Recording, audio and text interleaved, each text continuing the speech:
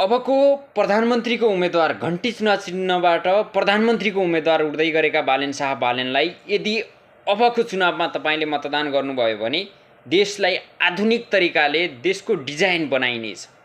काठमाडौँ महानगरपालिकामा अनाधिकृत संरचनाहरू, कानुन विपरीत बनाइएका संरचनाहरू, सरकारी जग्गालाई आफ्नो कब्जामा लिएर बनाइएका ती ठुला ठुला महलहरू एकैचोटि डोजर लगाएर ढालेर त्यसलाई आधुनिक तरिकाले बजार व्यवस्थापन गरियो।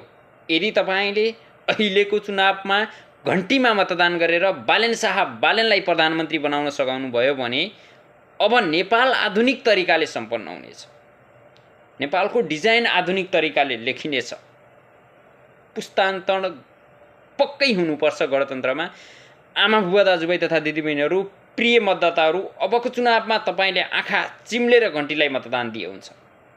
नेपालको आधुनिक तरिकाले विकास र संरचना इन्जिनियरिङ दिमागले गर्नुपर्नेछ। त्यसैले अहिलेको भोट घन्टीलाई दिनुपर्नेछ।